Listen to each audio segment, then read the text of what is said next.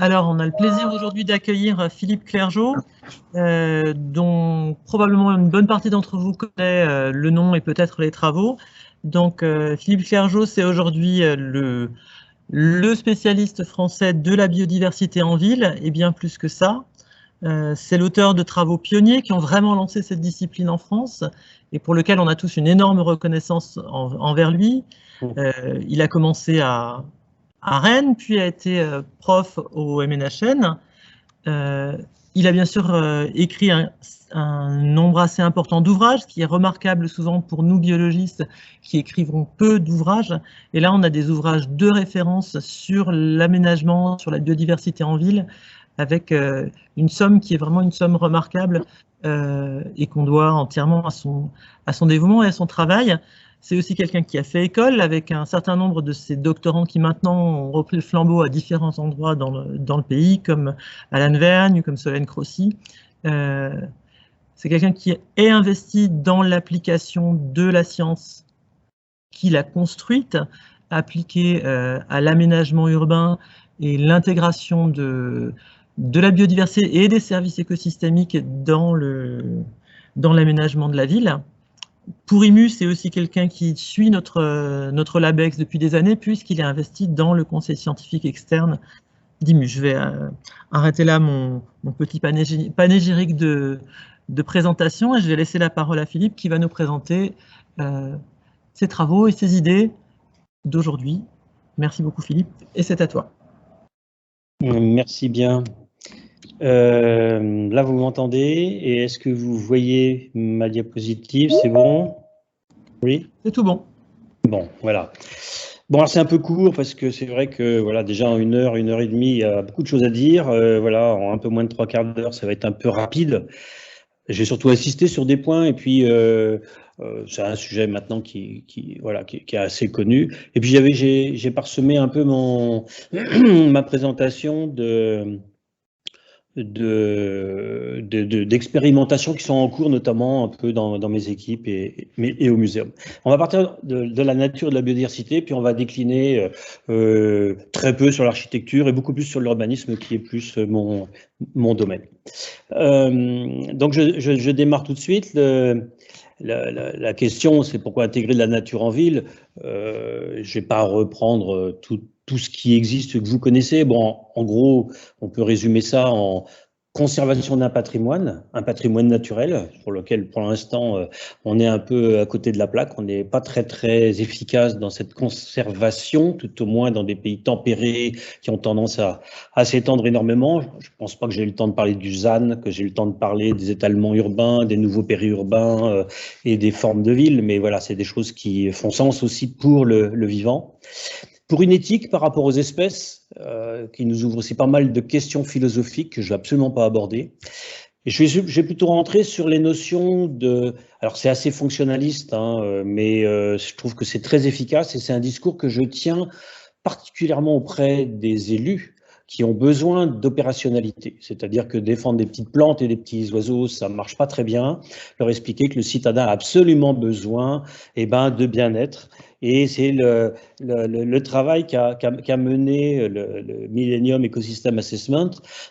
C'est une forme de GIEC que tout le monde connaît, mais ça, le Millennium Ecosystem Assessment, c'était plusieurs centaines de chercheurs en écologie au niveau mondial qui sont réunis pour répondre à la question de l'ONU.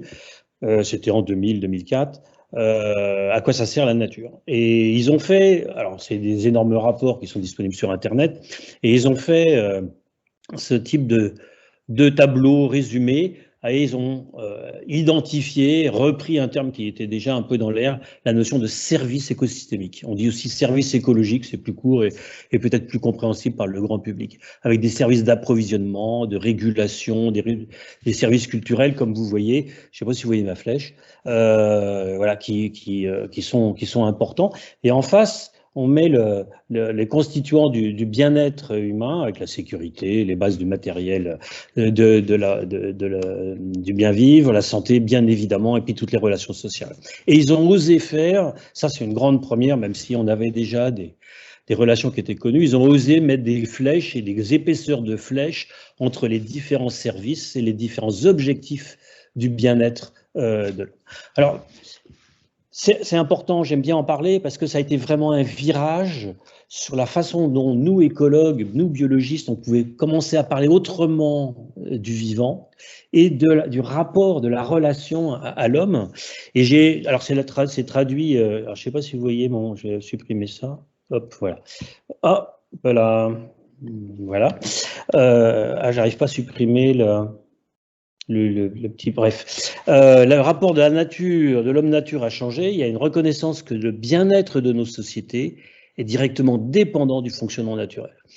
Alors, bon, c'est une traduction un petit peu du résumé de ces très gros rapports, mais c'est très important. On va beaucoup plus loin que simplement dire qu'on a besoin de la nature autour de nous. C'est aussi une reconnaissance fonctionnelle. Donc, du coup, on repose aussi des questions que je ne vais absolument pas aborder, des questions d'éthique, que j'ai à peine souligné tout à l'heure, philosophiques, religieuses ou autres, vous en doutez. Donc, c'est assez important. Alors, je fais court, je vais aller assez droit au but, hein, je ne vais pas développer, mais avant d'arriver sur un peu les services écosystémiques qui sont développés en ville, la question c'est nature ou biodiversité. La biodiversité, c'est la diversité naturelle des organismes vivants. On considère la diversité des écosystèmes et surtout des espèces. C'est ça dont on parle le plus parce que c'est le plus parlant pour tout le monde. Mais c'est aussi leur fonctionnement, les relations qu'ils ont entre elles, les relations qu'ils ont avec leur habitat, leur biotope. Avoir beaucoup d'espèces, c'est pas très difficile, hein, on sait faire, hein, on va en chercher, ce qu'on fait depuis en horticulture, on va chercher sur les autres continents plein d'espèces qu'on va planter, et ça on sait très bien faire, hein, ça marche très bien, on plante. Et aussi quand on perturbe des milieux, on sait qu'on va avoir plein d'espèces qui vont s'installer assez facilement. Donc, il n'y a pas la notion de fonctionnement. Et dans la notion de biodiversité, une des définitions qu'on peut donner, parce que là, c'est bien sûr sujet à discussion, mais la biodiversité, moi, écologue, c'est aussi basé sur le fonctionnement. Et alors, pourquoi je parle de fonctionnement? C'est parce que cette relation entre les espèces va amener une forme de stabilité. C'est-à-dire que je vais avoir aussi une durabilité de mon fonctionnement.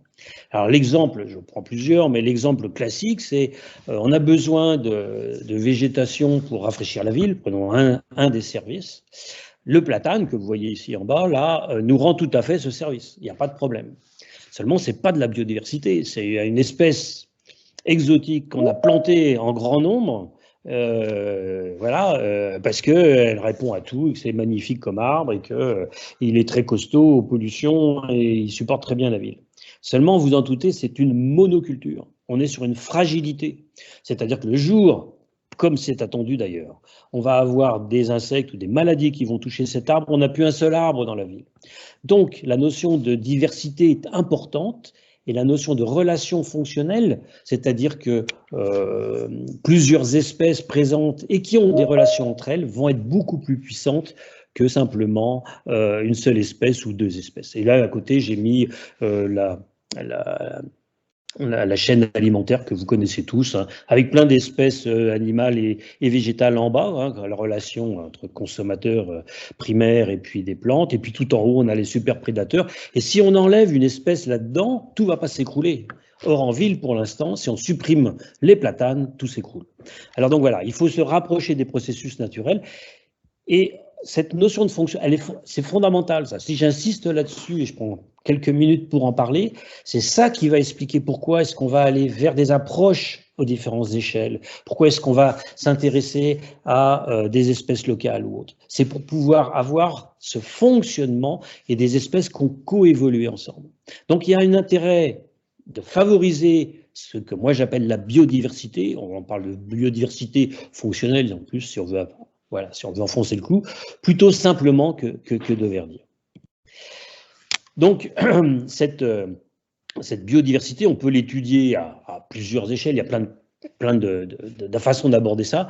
De façon un peu simpliste, dans le temps qui est imparti, on a une échelle locale, sur laquelle on va pouvoir avoir des actions et installer cette biodiversité, c'est le jardin, les parcs, hein, donc la gestion qu'on met autour, et puis aussi une échelle globale, c'est-à-dire tout ce qui va concerner la dispersion des espèces. Je vais aborder ces deux points d'une façon un peu rapide et un petit peu rapide. Juste, alors, une diapo, vous vous doutez que nos résultats de travaux en 25 à 30 ans de recherche sur la biodiversité urbaine, ça ne peut pas se résumer en 3 lignes, mais bon, j'avais envie quand même de montrer qu'on a des choses qui sont maintenant bien connues. La ville, elle a évolué et la nature spontanée y est bien présente. Quoi qu'on fasse, il y a de la nature en ville. Alors, tous nos pesticides l'ont limitée jusqu'à maintenant, mais elle peut être présente. Les écosystèmes urbains sont différents des écosystèmes ruraux et naturels. On n'a pas pu réappliquer tout ce qu'on connaissait en zone rurale et en zone naturelle sur la ville parce qu'on a la contrainte du dérangement, on a la contrainte de la lumière, etc., etc. Donc il a fallu qu'on reprenne, je vous montrerai ça tout à l'heure, il a fallu qu'on reprenne beaucoup de nos résultats pour pouvoir conforter ce qu'on avait déjà. Et puis, la présence des espèces est très liée aux ressources disponibles. Alors ça, c'est connu, mais aussi à la gestion des espaces. Ce qui est beaucoup plus fort en ville. Alors, je ne vais pas me lancer sur des comparaisons espaces ruraux, espaces urbains, mais on a des gestions d'espaces qui sont longues en ville, jardin à la française ou jardin avec gestion différenciée, comme on voit en bas à droite.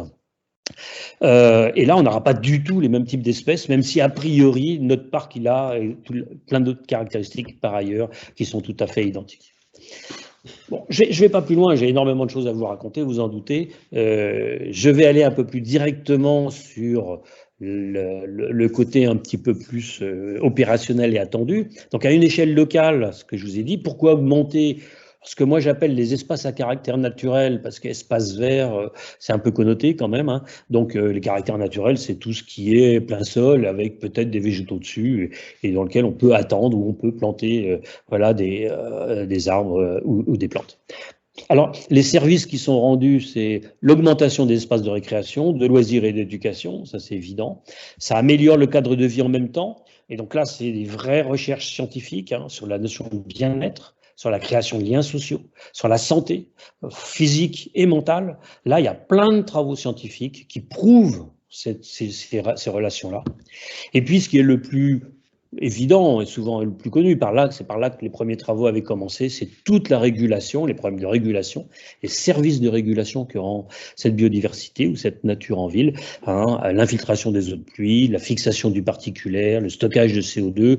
Aujourd'hui, le rôle dans la microclimatologie qui est devenu un des facteurs principaux de végétalisation des villes. Tous les municipalités qui nous contactent, c'est pour rafraîchir la ville. Donc ça, on connaît, c'est très connu aussi, bien évidemment. Et puis, bien évidemment, ça favorise la biodiversité puisqu'on a un support de sol ou on a un support de végétaux qui va amener aussi à la présence de certaines espèces. Alors, aujourd'hui, la gestion est nettement meilleure qu'il y a 20 ans ou 30 ans, quand j'ai commencé à travailler sur le sujet. On a de plus en plus de biodiversité animale et végétale intramuros. Je parle intramuros. La ville détruit, quand elle s'étale, elle détruit des habitats et des espèces. Donc, on dit la ville, effectivement, est anti-nature, si on veut, mais il y a de moins en moins d'intrants. On a choisi aussi des espèces qui sont plus cohérentes. Donc, on a une gestion souvent écologique dans nos gestions différenciées. Et donc, du coup, on a un peu plus de biodiversité aujourd'hui. Ce n'est pas pour autant qu'on égale, bien évidemment, ce qui se passe dans la campagne. Alors, j'ai mis, donc je vous ai dit, j'ai mis quelques questions de recherche et la façon dont on les aborde. À cette échelle très locale, il y a le fonctionnement écologique des sols. On sait aussi maintenant comment limiter les arrosages, avoir moins d'espèces envahissantes en fonction des couvre-sols et des choses comme ça. On a une thèse dans mon équipe qui travaille sur les communautés végétales, les nouvelles communautés végétales. Alors le terme que j'aime beaucoup, moi, c'est néo-écosystème. On est en train de recréer un peu cette biodiversité. Donc on a des bacs, là, ce que vous voyez, sur lesquels on a des espèces horticoles, auxquelles on a mis des espèces locales, et on compare avec ou sans un côté ou pas. Et donc l'idée, c'est est-ce que des espèces locales vont favoriser des espèces horticoles et vice-versa. Pour l'instant, les tout premiers résultats montrent que quand c'est mixte, quand on a les deux types d'espèces, on a plus de floraison, on a des espèces qui se tiennent mieux. Donc là, on a fait surtout des approches phénologiques, on a mesuré nos plantes et tout. On démarre des études de sol. Est-ce qu'on a un peu plus de mycorhizes? Est-ce qu'on a des bactéries qui se développent mieux, etc., etc. Là, c'est des sujets de recherche un peu nouveaux. Et puis, bon, des, des recherches sur lesquelles on a un peu plus de recul, c'est sur les toitures végétalisées, sur lesquelles depuis 2000, au moins une dizaine d'années, ouais, j'ai oublié la date, voilà, on est en train de regarder comment on peut améliorer les toits végétalisés de façon plus naturelle et plus simple aussi, et pour avoir de la biodiversité, pas simplement un rendu esthétique. Je finis sur des questions très actuelles, hein, sur des thèses que j'ai encadrées ou que j'encadre encore sur les matériaux, les techniques pour les façades vertes. Alors, je travaille notamment avec l'agence Chartier-Dalix. C'est la grande photo que vous voyez de Boulogne-Billancourt, qui est un groupe scolaire qui a non seulement fait une toiture végétalisée très épaisse avec des vraies plantations d'arbres. Alors, l'école, c'est donc une école, il y a de quoi jouer au foot en bas, et les enfants, ils montent sur une grande rampe en prairie et ils vont jouer dans les arbres. Ça fait vraiment une cour de récréation superbe. Et ils ont innové ce type de façade avec des décrochements en béton, vous voyez, avec plein de fentes sur lesquelles on a des végétaux, des insectes et des oiseaux qui s'installent. Et ça marche, hein, ça marche. Ils ont installé au début quelques dizaines d'espèces en plus, et au bout d'un an ou deux, il y avait déjà 40 espèces végétales en plus qui s'étaient installées. Aujourd'hui, on travaille au niveau du muséum, on a installé des prototypes, c'est la photo que vous voyez en bas avec les briques là. On est en train, j'ai pas le temps de vous expliquer, mais on a mis on voudrait faire des grands parements de murs de récupération pour plus être dans le béton, avec de la terre au milieu. Est-ce que quand on plante des choses, les plantes se tiennent? Comment ça se passe au point de vue humidité, au point de vue substrat et tenue du substrat dans le temps, et etc. etc. Donc on a plein d'autres manips qui tournent autour de ça. Et là, je travaille avec l'école de Paris-Malaquais. Et puis, il y avait une thèse sur l'analyse de cycle de vie qui intègre la biodiversité. C'est très compliqué, on manque de données pour pouvoir être très, très précis sur les ACV biodiversité. C'est juste pour vous donner un peu les pistes sur lesquelles on travaille. Donc voilà, ça c'était à une échelle locale. À une échelle globale, vous savez que la ville, elle a changé, elle s'étend beaucoup plus vite que le nombre d'habitants, puisque aujourd'hui, tout le monde voudrait un jardin. Donc, on pense, c'est ce que je vous ai dit tout à l'heure, à une destruction d'habitat par l'étalement urbain. En même temps, on a aussi des formes d'isolement qui nous posent des questions concrètes sur le devenir des espèces qui sont enfermées dans ces sites-là. Et moi, j'ai travaillé notamment pendant 10 ans sur le jardin de la BNF, sur lequel on a étudié beaucoup d'espèces pour voir dans le temps comment les cohortes d'espèces changent ou ne changent pas. Donc, à cette échelle globale, donc le quartier, la ville, on a un problème majeur qui est la dispersion des individus. Comment est-ce qu'on va prendre en compte un paysage qui tient compte, qui est attentif un petit peu à cette dispersion d'individus?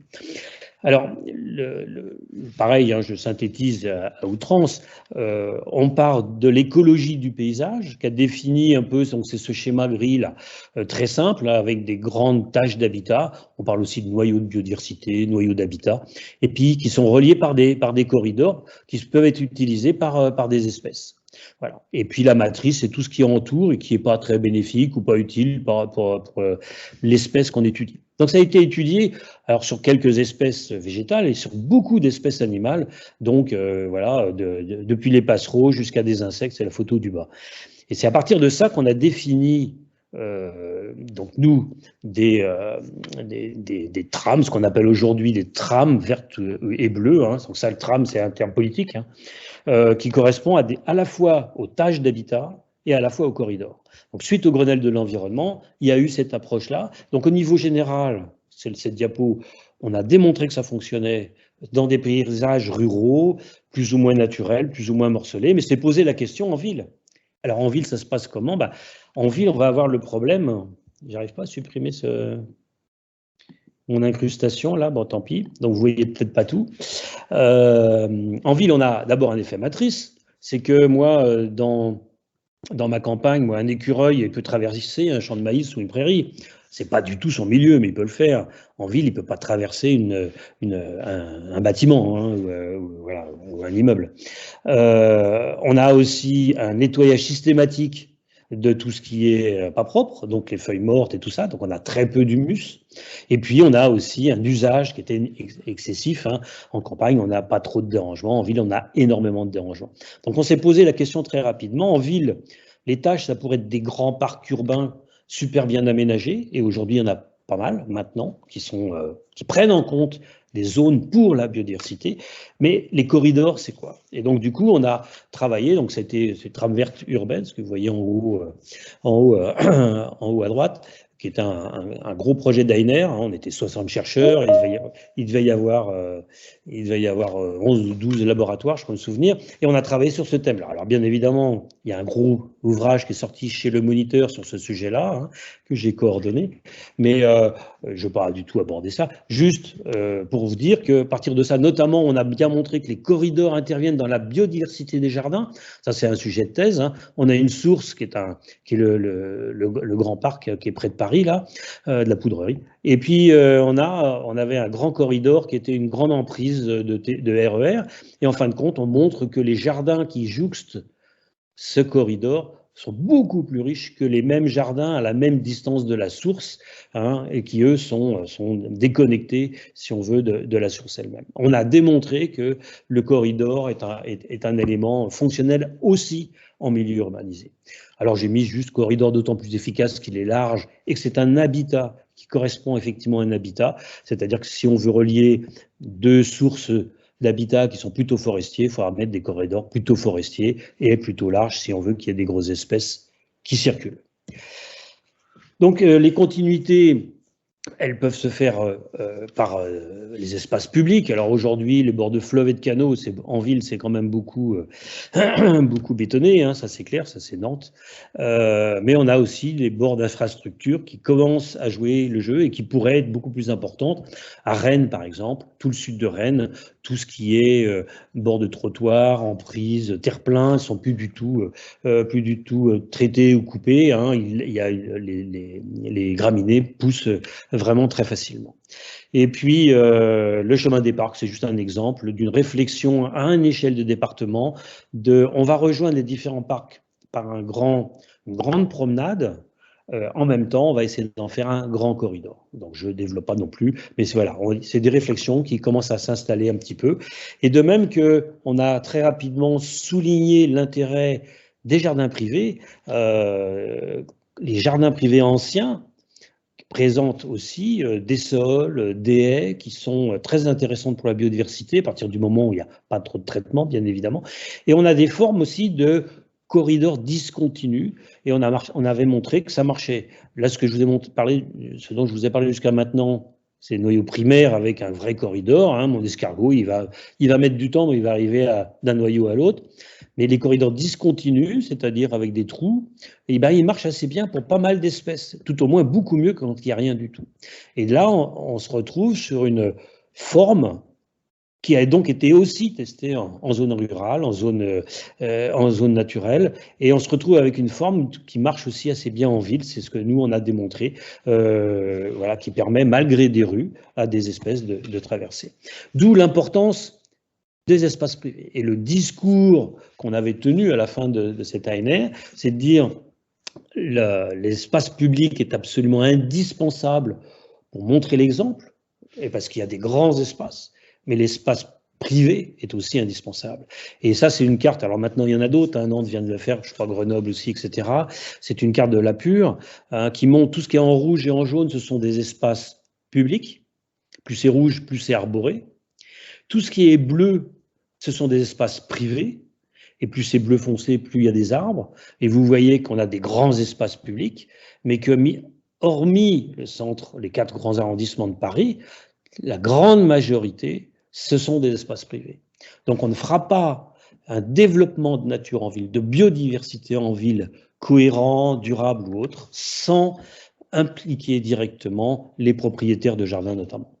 Alors, j'ai parlé de jardin encore tout de suite. Donc là, on imagine bien des espaces un petit peu voilà, moins denses. En ville très très dense, on n'a pas de jardin, un peu de friche et on a peu de sites sur lesquels on peut travailler. Donc nous, on a fait des recherches un petit peu sur les pieds d'arbres. On a démontré que des alignements d'arbres, de platanes en l'occurrence, et ben effectivement, on a bien des graines qui avancent de fur et à mesure, en fur et à mesure. Donc ma collègue Nathalie Machon au muséum, elle travaille là-dessus depuis maintenant une dizaine d'années et elle démontre avec la génétique les origines des espèces végétales et on démontre qu'il y a plein d'espèces qui vont très vite partout dans le quartier, puis il y en a qui avancent tout doucement dans le quartier au fur et à mesure. Alors je vous ai parlé un tout petit peu des toitures, je ne vais pas développer plus, hein. On a fait beaucoup de travaux là-dessus et aujourd'hui on est assez au point sur tout ce qui est toiture végétalisée, on l'est beaucoup moins au niveau des murs végétalisés, d'où les recherches dont je vous ai parlé tout à l'heure. Alors, les questions de recherche qu'on a à cette échelle-là, bah, c'est les capacités des bâtiments à participer aux continuités écologiques. Est-ce que, alors c'est le schéma du bas, hein, est-ce qu'on pourrait imaginer un corridor en 3 dimensions? Jusqu'à maintenant, je vous ai parlé en 2D. Mais est-ce que si nos bâtiments étaient bien végétalisés, est-ce qu'on pourrait avoir des mouvements d'espèces de ce type-là? Alors, d'abord, il n'est pas question de mettre partout la même chose pour être sûr que les espèces s'épassent. Pour l'instant, ce qu'on démontre, c'est que les toitures sont beaucoup plus avec des communautés d'habitats secs et les murs beaucoup plus des habitats humides. Pourquoi? Parce que tous nos murs végétalisés sont avec des gouttes à gouttes. Donc, pour l'instant, on a des espèces qu'on va retrouver un peu partout, hein, des araignées, des fourmis et puis des diptères, mais on a quand même un gros des espèces qui est assez différent entre des parcs, des murs et des toitures. Donc là, voilà, comment est-ce qu'on peut avancer là-dessus? C'est aussi un sujet de recherche.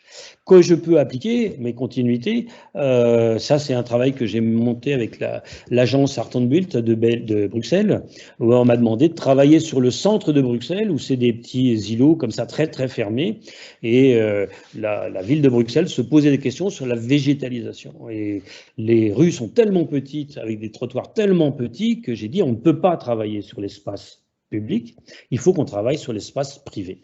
Et donc j'ai repris ce qu'a proposé Cerda à Barcelone, ce qu'a proposé De Port-en-Part aussi, c'est-à-dire d'ouvrir les îlots et de permettre non seulement un schéma, une promenade, si on veut, d'îlot en îlot pour les citadins, ce qui serait beaucoup plus agréable, bien évidemment, que les trottoirs actuels, et surtout de pouvoir végétaliser au maximum ces cœurs d'îlots. Un mot sur les diagnostics croisés, je crois que je vais arriver au bout là, de mes discussions. C'était juste pour vous expliquer qu'il m'a fallu aussi travailler un peu sur, bien évidemment, le diagnostic. Et aujourd'hui, donc j'ai un étudiant en thèse sur l'urbanisme écosystémique et régénératif. La première chose qu'on est en train de démontrer, c'est le manque d'approche d'urbanisme, de diagnostic dans l'urbanisme. On ne fait pas de diagnostic sérieux, ni sociologique, ni écologique. Et donc, du coup, on fait, alors la table rase, je ne vais pas exagérer non plus, mais on n'en est pas loin. On continue tout à fait à faire des choses comme ça. Et si vous voulez, on pourra parler d'exemple du Grand Paris qui continue sur ces lancers-là. Ça, c'est un exemple sur Toulouse où on avait travaillé pour pouvoir aller jusqu'à beaucoup plus loin, et notamment sur un des boulevards, et sur lequel je n'ai pas le temps du tout d'aborder ça, sur lequel on a fini par proposer quelque chose de concret. Le diagnostic croisé, c'est au lieu de tous s'empailler autour de la table, et puis en fin de compte, c'est le mandataire qui a toujours raison, c'est chacun fait son diagnostic disciplinaire, donc la mobilité, les centralités commerciales, l'écologie, les formes de paysage, etc., etc. Et après, chacun présente son diagnostic et ses grandes lignes ces grandes lignes de projet. Et à partir de ça, on discute sur la hiérarchisation des possibilités. Et c'est beaucoup plus actif. Et c'est un sujet que j'ai refait déjà 3 ou 4 fois déjà dans mes différentes consultances. Puis il y a une question aussi de recherche qui est une question de fond, qui est sur la forme urbaine, et notamment comment est-ce qu'on peut, alors vous voyez, comment est-ce qu'on peut passer de ce qui se passe aujourd'hui la plupart du temps, c'est-à-dire la maison isolée au milieu d'un petit jardin, à quelque chose de beaucoup plus groupé, hein, un habitat intermédiaire où on va avoir quelque chose de beaucoup plus groupé. La question ne va pas de soi. En énergie, on sait aujourd'hui qu'il vaut mieux des habitats qui soient plus denses ou plus groupés, ça c'est clair. Mais pour le déplacement de mes espèces, pour avoir des surfaces suffisantes, vers quoi on doit se définir? Et là, donc, c'est un gros programme de recherche qui a été lancé par le PUCA, hein, et il y a 7 lauréats qui travaillent en ce moment sur ce sujet-là, sur toute la France. Et pour l'instant, donc, on attend des premiers résultats qu'on va suivre. Et il y a bientôt, une communication sur ce sujet-là. Je pense que l'IMU sera largement au courant de l'avancée de nos travaux, puisque je suis dans le conseil scientifique. Et puis, bon, donc je vous disais, j'ai un étudiant qui travaille sur la notion d'écosystème et d'urbanisme régénératif, et qui travaille sur les grands projets internationaux pour voir comment est-ce que un concepteur, un urbanisme, va, avant de poser ses logements ou ses bureaux, va avoir une vraie réflexion sur l'organisation et le fonctionnement de son écosystème. Et il y a quelques cas donc, que j'ai cités là, un très vieux parc qui est Central Park. Il y a Lavasa qui est en Inde, qui est tout nouveau et qui est complètement géré autour du fonctionnement de l'eau d'une façon naturelle. Et puis à Bretigny, l'agence Terre, qui avait aussi complètement réorganiser les bâtiments autour d'une grande zone à la fois verte, humide, avec plein de services rendus. Bref, c'est un sujet de recherche qui est en pleine émergence. Je ne peux pas dire 2 mots sur l'agriculture urbaine, c'est pas possible. Aujourd'hui, tout le monde veut faire de l'agriculture urbaine.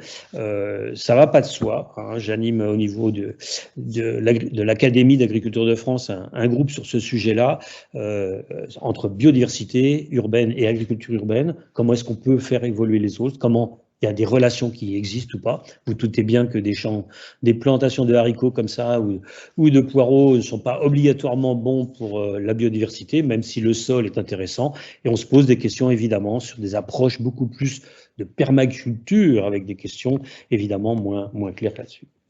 Alors, je vais finir sur deux diapositives qui résument un peu mon propos, qui est un peu haché, hein, c'est trop court évidemment.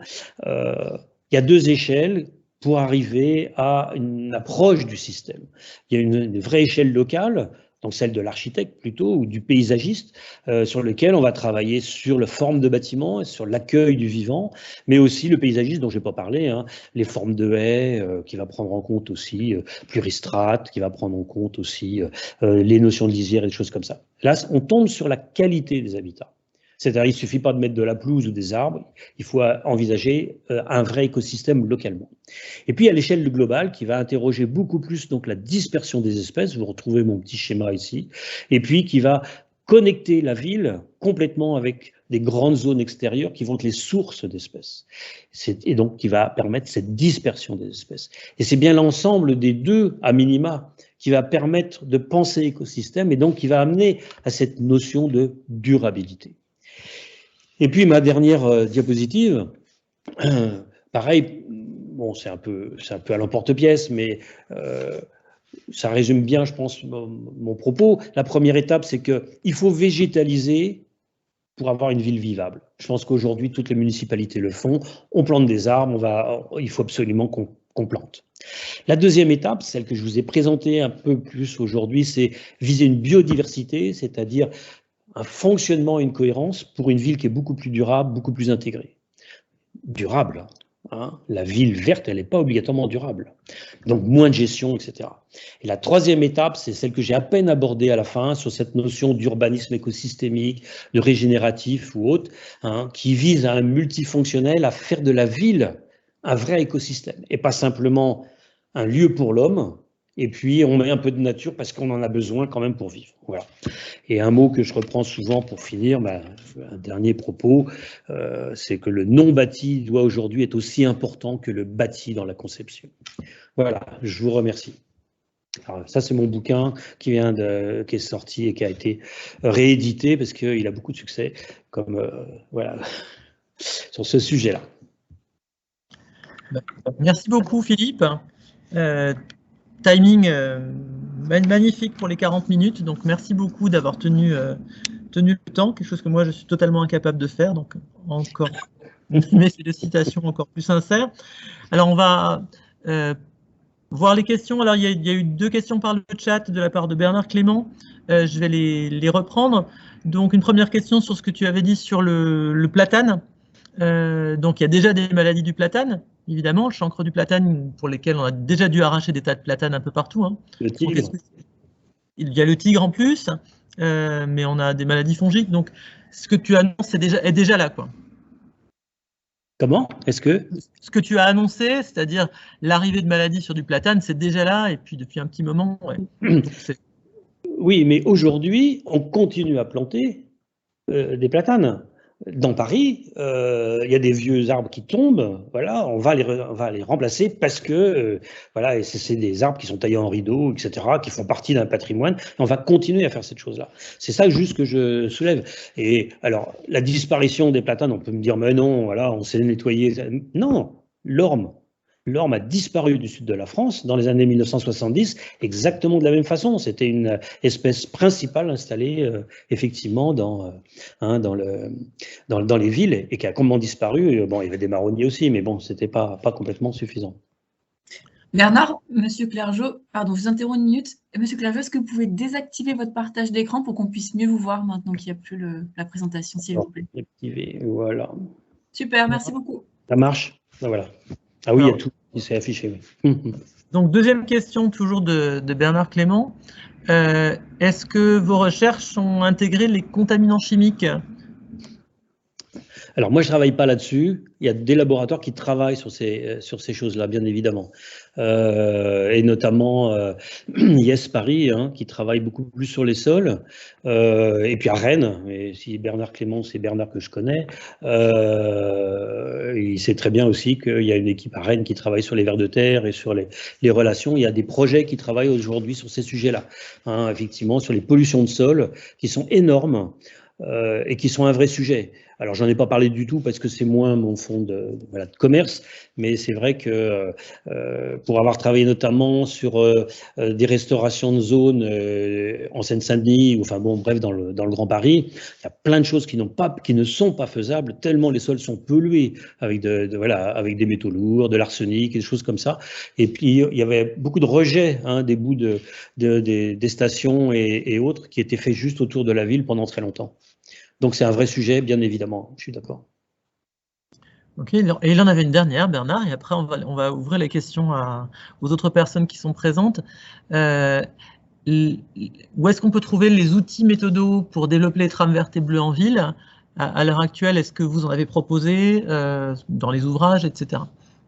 Oui, tout à fait. Alors, pour l'instant, il y a beaucoup de discours autour de ça, hein, ça c'est clair. On n'a pas des très très beaux exemples de municipalités qui vraiment s'est investi complètement sur ce sujet-là. On a des cas, hein, il faut aller voir Capital de la biodiversité, hein, qui est en ligne sur Plantécité ou au niveau du ministère, et qui offre aussi des exemples un peu concrets. Je pense à Strasbourg, qui a acheté plusieurs terrains en bordure de fleuve pour refaire une ripisylve, c'est-à-dire toutes les plantations et avoir des vraies continuités. Alors oui, aujourd'hui, on sait un peu faire quand même. Déjà, dans le livre dont j'ai parlé, chez le Moniteur, là, sur les trames vertes et bleues, on a une vingtaine de pages à la fin, uniquement d'outils, de conseils, de façon de phaser un petit peu ces choses-là.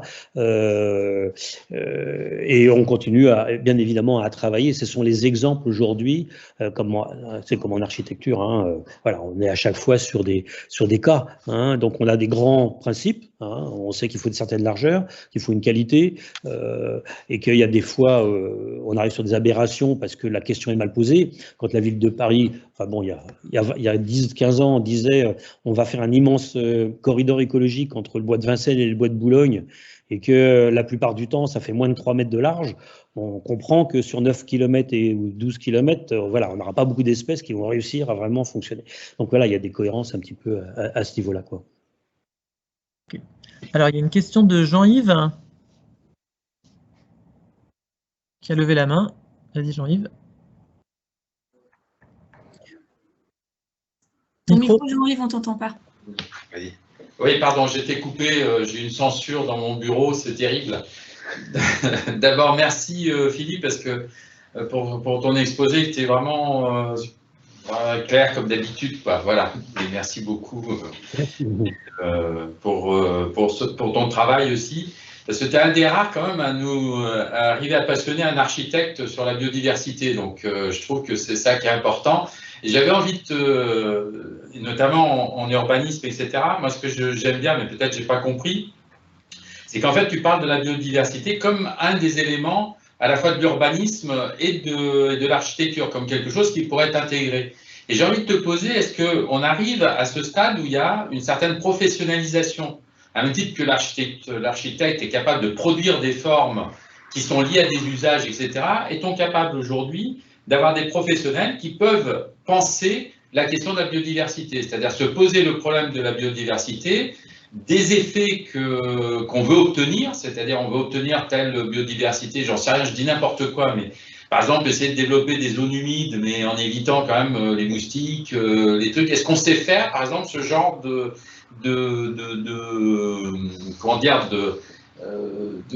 d'architecture de la biodiversité, à même titre qu'on sait faire de l'architecture qui implique des choix, c'est-à-dire tu peux avoir des grandes baies, tu auras le paysage, mais tu auras trop chaud, tu vois, et donc il faut faire des compromis qui permettent pour obtenir tel résultat, je suis obligé de faire tel compromis, etc.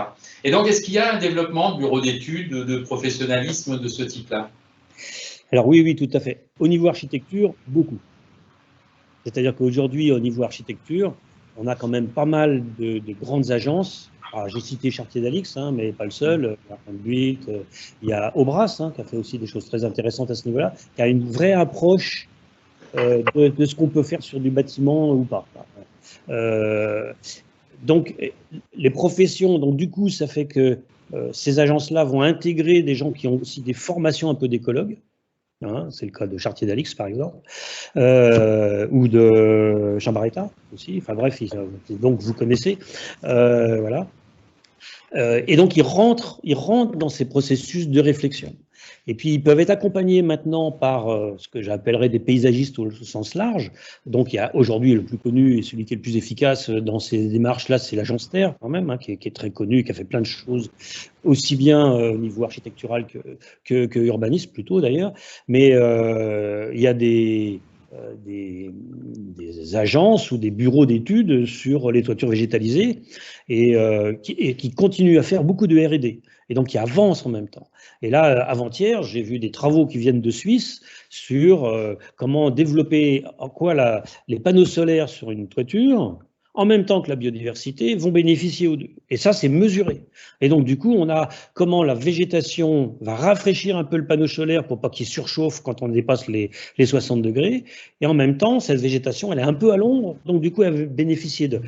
c'est un petit exemple. Et ça montre que oui, il y a de plus en plus de réflexion là-dessus, sans rentrer dans les matériaux et autres les écomatériaux qui sont aussi toute une voie de recherche aujourd'hui qui est assez connue, je pense que vous connaissez. En revanche, au niveau urbanisme, c'est différent. Là, ça nécessite l'urbanisme, par définition, est d'une complexité telle que là, on rajoute une couche en disant, attendez, ça suffit pas de faire ce que vous faites. Il n'y a pas que des réseaux, il n'y a pas que de la chauffage, il n'y a pas que de la mobilité. Il y a aussi des écosystèmes. Et vous pouvez plus faire ce que vous faisiez avant. Et là, du coup, il n'y a pas beaucoup d'urbanistes qui suivent ça, parce que c'est très compliqué. Et c'est pour ça que quand moi, mon étudiant en thèse, il va chercher des exemples beaucoup plus à l'étranger, et même dans les écoquartiers que je connais bien, voilà, on a quelques beaux exemples, mais on n'en a pas tant que ça, quoi. Voilà. Mais souvent, les urbanistes ou les professionnels, je pense aux entreprises, se plaignent beaucoup qu'on n'ait pas de solution écosystémique. C'est-à-dire qu'il n'y a pas de professionnels capables de partager, de se mettre autour d'une table pour résoudre les problèmes. Est-ce que c'est une vue de l'esprit ou ils ont tort ou ils ont raison? Non, tu as raison de souligner ça, c'est un vrai problème. On n'est pas très nombreux à savoir, nous écologues, on n'est pas très nombreux à savoir ce que c'est que du projet urbain. Voilà. Et donc, du coup, si j'ai créé un master qui s'appelle Urbanisme et Biodiversité, c'est typiquement... Donc, du coup, dedans, on a à peu près la moitié de professionnels. Sur 20, on a 10 architectes et paysagistes professionnels qui viennent comprendre ce que c'est que des processus. Alors, ils seront pas écologues, mais ils sauront, bien évidemment, aller chercher la bonne question au bon moment par rapport à leur projet. Mais oui, tout à fait, c'est un problème actuellement. Et nous, en écologie, on n'est pas jugé sur ça, quoi, hein. On est une science dite dure et c'est les publications en anglais de très haut niveau qui comptent. Donc voilà, pour ça que moi je me suis mis très tardivement à l'urbanisme.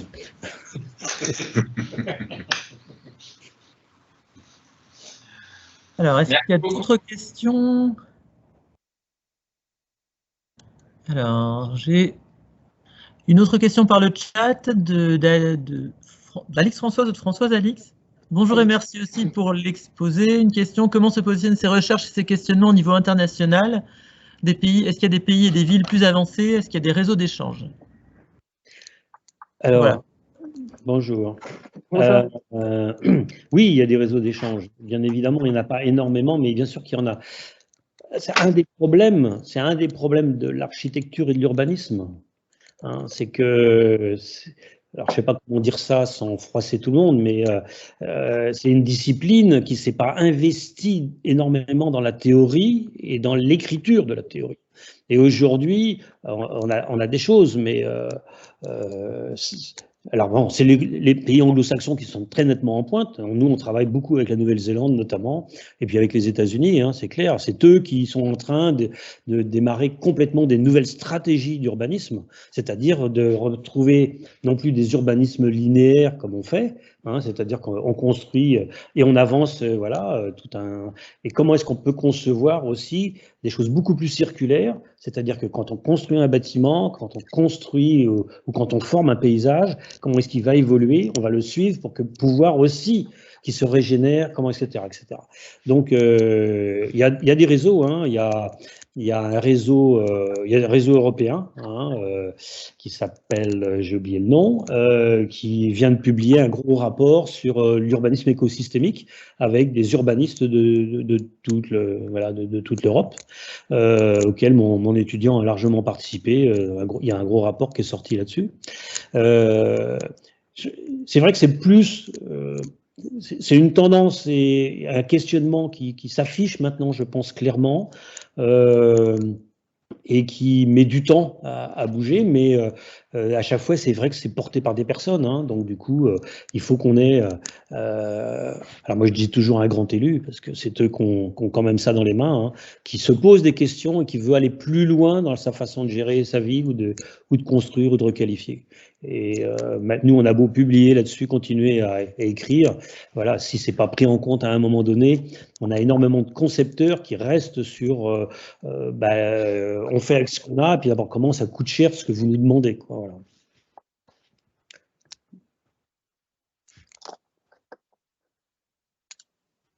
Gilles, tu peux peut-être poser ta question en direct que je lise. Oui, bonjour et merci beaucoup pour cet exposé très inspirant. Alors, je suis informaticien, donc je vais poser ma question qui n'est peut-être pas complètement avec les bons mots.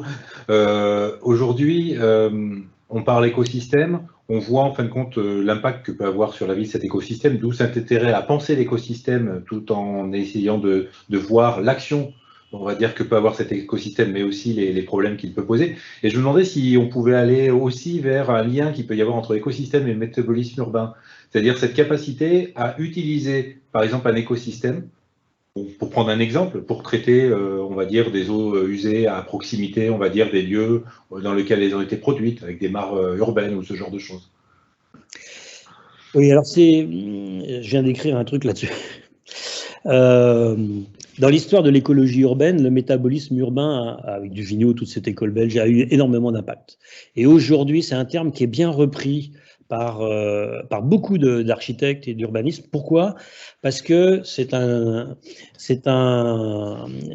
une approche qui est très claire, très numérique. Le métabolisme urbain ne prend pas en compte le vivant. Le métabolisme urbain, c'est des flux de CO2, des flux d'eau, des flux de matière, des rentrées d'énergie, etc., etc. C'est ça le métabolisme urbain.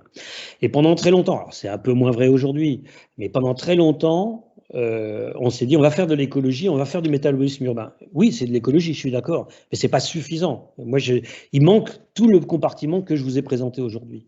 Et donc du coup, je réfute un peu aujourd'hui ce terme de métabolisme urbain qui se réfugie trop facilement derrière des flux qu'on peut mesurer. Et le problème du biologique, c'est qu'il évolue tellement, il est tellement dynamique qu'on a du mal à avoir ces normes qui sont attendues, bien évidemment, par l'architecte. Et quand je vous ai parlé des ACV tout à l'heure, on s'est arraché les cheveux, parce que comment faire des PDF, des fiches, des fiches concrètes, comme on en fait sur l'isolation, sur le coût de ciment ou tel matériau, avec des plantes qui vont évoluer, qui vont bouger, qui vont demander moins d'eau à un certain moment. C'est pas simple du tout. Donc du coup, on est sur un peu un domaine qui est un peu complémentaire et qui est un peu difficile. Mais alors c'est pour ça qu'on a j'ai écrit avec un architecte, j'ai écrit pas mal de choses sur les incertitudes en urbanisme. Il faut absolument qu'on sorte de cette notion architecturale de l'urbanisme, c'est-à-dire qu'on fait un urbanisme qui doit durer, donc il est en pierre, il est costaud, et puis voilà, quoi. Aujourd'hui, c'est comment à côté de la plaque, à mon avis. L'urbanisme doit être capable de pouvoir évoluer, gérer. La preuve, les nouveaux bâtiments qui sont qui ont des nouvelles résolutions, révolutions, etc., qui sont capables de changer, ou la gestion adaptative que moi j'essaie d'appliquer aussi sur tous les espaces publics. De 20 ans en 20 ans, on a des façons pratiques, par exemple de l'espace public, voire de l'espace privé, qui a comment changer, et on ne peut pas rester sur cette fixité-là. Alors si j'en parle, c'est pas pour rajouter une couche, mais c'est aussi que cette biodiversité nous interroge et nous mène à la fois dans une sobriété et puis un peu dans une prudence, un peu de ce que doit être aussi un urbanisme, un peu trop direct et volontiers. Moi, c'est ma façon de voir les choses, bien évidemment, qui a heurté. Quand j'ai écrit un manifeste pour la ville biodiversitaire, qui est un tout petit livre, qui m'avait été commandé par un politique, un parlementaire, qui m'a dit je vous connais de nom, mais j'ai jamais lu, vous écrivez trop de trucs en anglais, c'est trop gros vos bouquins, écrivez-moi 40 pages, 50 pages. Donc j'ai fait un tout petit bouquin de 50 pages, sans biblio, voilà, et qui se vend très bien, je crois qu'il est épuisé d'ailleurs aussi. Et je commence par dire, il y a plein d'architectures fabuleux, on a plein d'architectes en France, mais on n'a pas d'urbanisme. On n'a pas d'urbanistes qui ont vraiment inventé des choses depuis Le Corbusier, qui a remis en cause complètement les rues et les espaces publics. Alors évidemment, je suis un peu outrancier, je le sais bien, mais en même temps, ça m'a valu des débats un peu chauds aussi sur des grandes conférences publiques ou professionnelles, parce que en mettant les pieds un peu dans le plat, voilà. C'est pour ça que je fais un très gros distinguo entre l'urbanisme et l'architecture, ce qui me vaut des débats sans fin avec mes collègues et amis architectes. C'est vrai que dans l'idée de métabolisme urbain, moi j'avais effectivement cette notion de flux, mais j'avais aussi cette notion de circuit court. Et c'était comment on peut avoir la capacité à traiter au plus près, on va dire, une eau usée, une problématique, et comment on peut utiliser en fin de compte les écosystèmes, on va dire, pour faire ce genre de choses. J'étais pas dans la définition effectivement métabolisme urbain qu'on essaye de ne pas employer non plus à IMU, parce qu'elle est quand même assez connotée. D'accord. Okay. Merci beaucoup. Non, c'est vrai que le métabolisme, c'est une métaphore, si tu veux, qui oublie ce qui fait le travail vraiment, quoi. C'est un peu comme si tu faisais du métabolisme humain, comme on l'a longtemps fait, sans tenir compte de tous les microbes qui sont dans tes intestins et qui font une bonne partie du travail. Et tu ne peux pas comprendre comment fonctionne le métabolisme humain en réalité si tu fais que des bilans et que tu ne tiens pas compte de ce qui se passe, vraiment du détail de tous les autres organismes qui sont dans ton corps et qui travaillent pour ton métabolisme. Voilà. Et pour la ville, c'est exactement pareil. Tu ne peux pas comprendre la ville simplement par les bilans et par cette forme de métabolisme. Il faut aller chercher un peu plus en profondeur, quoi. Alors, est-ce qu'il y a encore des questions? Alors, en attendant, moi j'en ai une vieille question d'écologue. Les espèces locales, tu en as parlé, et c'est peut-être une des solutions pour avoir des villes avec une biodiversité plus adaptée à nos besoins. Mais les espèces locales, elles sont aussi menacées par le changement climatique, et elles risquent de ne pas rester dans nos villes pendant très longtemps. Comment est-ce qu'on fait pour avoir à la fois des espèces locales et des espèces qui vont tenir face au changement climatique qui nous arrive? Ça, c'est une grosse question et difficile à répondre. Il y a deux questions là. Il y a les espèces locales, effectivement, aujourd'hui. Alors, c'est les favoriser, c'est pas remplacer tout ce qu'on a bien évidemment en pépinière et toute notre histoire d'horticulture. Il n'est pas question de remettre tout ça en cause. Il est question de favoriser de façon à ce que la ville soit plus intégrée dans un fonctionnement écologique régional et pas avoir brusquement que des espèces exotiques qui viennent d'autres continents au milieu d'une si on veut que la ville soit intégrée, fonctionne avec sa biorégion entre guillemets, enfin avec tout ce que vous voulez mettre derrière. Voilà, il faut qu'on ait plus d'espèces locales.